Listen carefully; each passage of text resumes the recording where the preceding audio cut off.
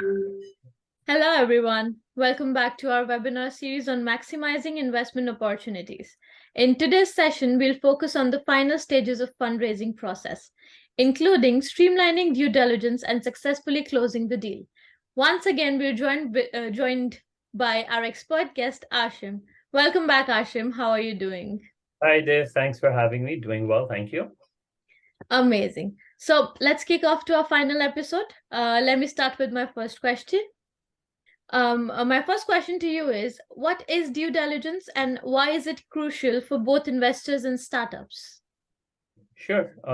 So as the word suggests, due diligence is obviously the process of, the investor running an audit on the founder and the startup that they're going to be investing in.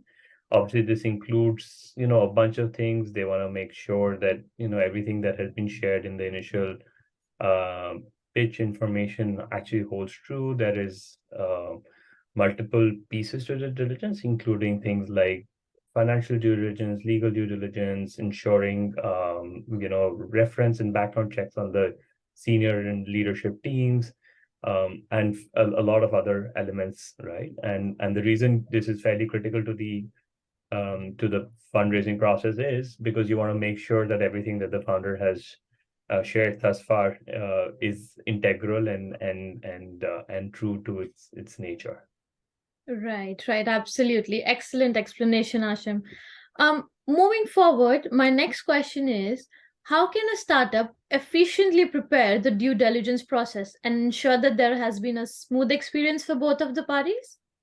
Sure. So I think one of the things that you'd recognize, depending on obviously what stage of the startup they're at, is ensuring that all your documentation is very well prepared and kept at the founder's end, right? So besides sharing, projections and Excel sheets that talk about what their numbers have historically been, I think it's a great practice to create a deal room, which is essentially sort of a vault, right, where you put all your content and data in a very organized manner, right? So if you're a consumer business or you're a B2B business, all your contracts, all your partnership agreements, obviously this starts from day one, right? From Yeah.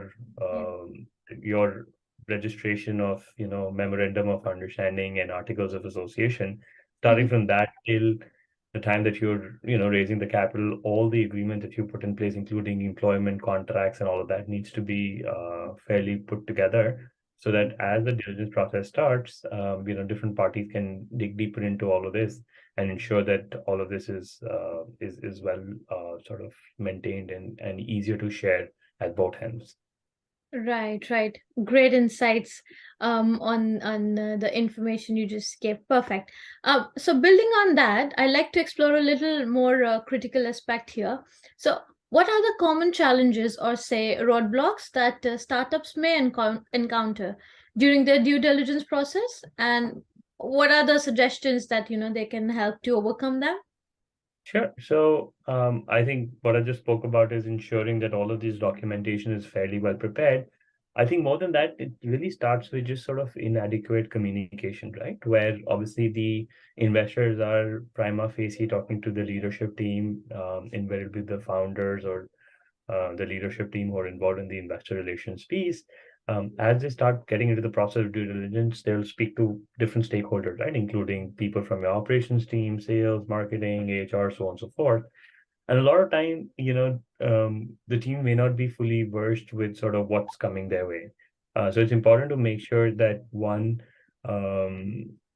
everyone's up to speed with sort of what is the process that the startup is undergoing, and to ensure that they're able to do this in a timely manner. Because a lot of times, in the due diligence processes, you will see that one or two of the parties involved will just take their own sweet time to come back because they may or may not have prepared this data ahead of time, and that just significantly delays the process and impacts the overall due diligence. So I think just fairly good robust communication internally in the team, and then making sure that they're able to stick to tight timelines is key in overcoming some of these challenges that you'll typically foresee in a due diligence process.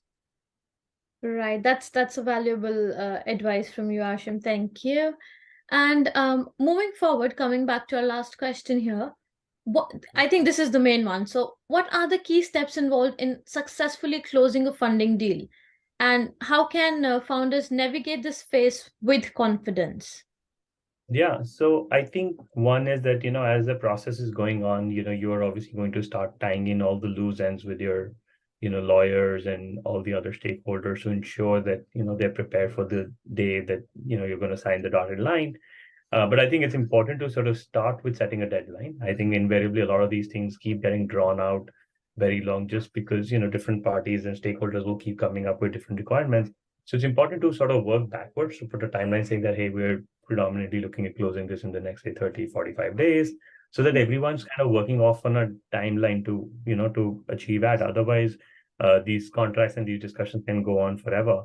And, on sort of closing the documentation, you want to make sure that all these documents are sort of sort of read through. All your lawyers have sort of passed everything, and there are no sort of aha moments towards the end line, right? So you want to make sure that towards sort of the closure, you've set up multiple meetings with the investors and the lawyers to sort of tighten any loose end and sort of work in achieve that timeline that you set out to close the deal and the dotted line, right?